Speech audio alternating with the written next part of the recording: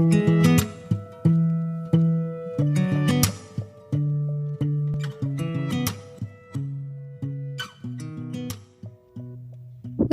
tepang deui di ieu kanal. Pamugi konten-konten nu aya di ieu kanal tiasa janten manfaat kanggo urang sadayana. Boh kanggo simkuring nu midamelna, boh kanggo rerencangan sadaya nu ngadangukeun sareng marhatoskeunana. Dina danget ayeuna, urang medar perkawis paguneman. Bilihna dina pedaran anu bade didugikeun teh aya kakecapan anu kirang kahartos.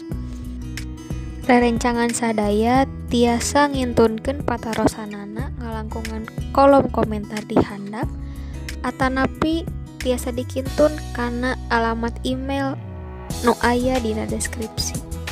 Urang kawitan wae. Naon cenah ari paguneman teh? Paguneman teh obrolan nu silih tempas antara dua urang atawa leuwih. Nu dimaksud silih tempas tina ieu hal nyaeta ayana interaksi antara hiji panyatur jeung panyatur sejenna dina obrolan. Dina basa Indonesia, paguneman biasa disebut percakapan. Ari dina widang drama mah disebutna dialog. Lajeng kana ciri-ciri paguneman. Hiji situasi atawa kaayaan bisa disebut paguneman nalika nyumponan tilu ciri. Nu kahiji ngalibetkeun dua urang atawa leuwih. Ari paguneman mah teu tiasa dilakonan ku nyalira.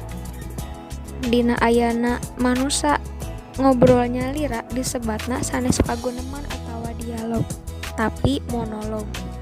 Ciri nu kadua nyaeta dua arah atawa silih tempas.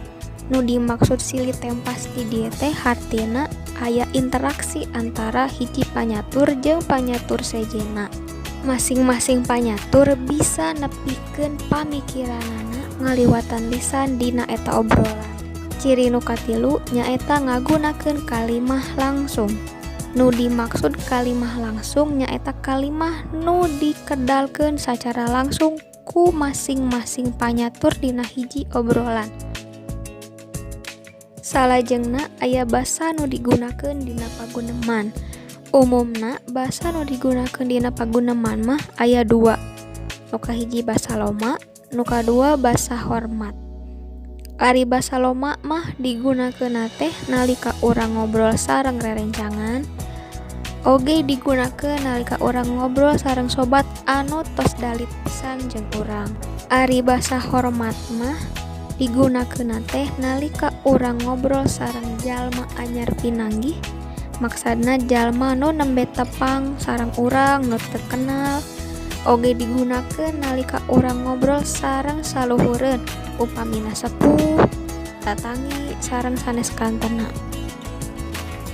Dina molahkeun paguneman, tangtu aya etika-etika nu kedah dicumponan. Upama urang ngobrol teu nganggo etika, tiasa dicap teu sopan. Tah naon wae atuh etika dina paguneman teh? Urang tataan hiji-hijinya. Etika nu kahiji nyaeta ngaregepkeun kalawan daria. Maksudna pami urang nuju ngobrol jeung nu sanes, urang tong malaweung, tapi kedah merhatoskeun sing bener-bener. Nu kadua teu motong atawa ngaganggu omongan batur. Lamun batur nuju nyarios, keun sina direngsekeun heula ku anjeunna cariosanana. Urang ulah wakangiring ngarewong. Nu katilu sora keur nyarita kudu bentes. Maksudna nalika urang nuju ngobrol usahakeun suanten atawa sora urang teh kadangu sacara jelas ku lawan catur urang. Nu kaopat nyarita kudu antare. Maksudna antare teh teu gancang teuing, teu laun teuing. Nu kalima teu mengpar tina topik omongan. Hartosna kumaha? Lamun misal dina hiji obrolan teh nuju ngobrolkeun topik A, ulang ulah waka ngobrolkeun topik nu sanes-sanes sateu acan eta topik A teh rengse dibahas. Nu kagenep lentong kedah merenah. Lentong dina basa Indonesia sami sareng intonasi. Nalika urang nuju ngobrol sareng batur, intonasi urang atanapi lentong nate kedah raoseun kadanguna ku nu sanesna. Pamungkas dibarung ku rengkuh nu merenah. Rengkuh teh nyaeta gerak badan atawa gestur. Janten nalika urang ngobrol sareng batur, urang kedah nuduhkeun sikap ngahormat ka nu nuju diajak nyarita. Salajengna baris dipidangkeun conto teks paguneman dasajan nu tiasa diregepkeun tur diaos ku rerencangan sadaya.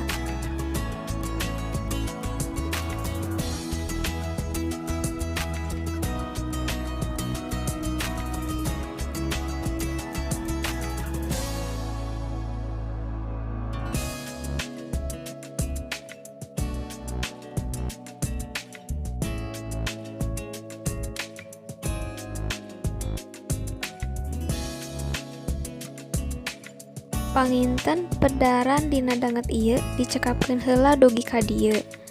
Hatur nuhun kanu tos marengan ti awal video. Nada bantosan sareng rojonganana kanggo ieu kanal, ngalangkungan like, komen, share sareng subscribe kanggo ieu kanal. Tepang deui dina video nu sanesna. Hatur nuhun.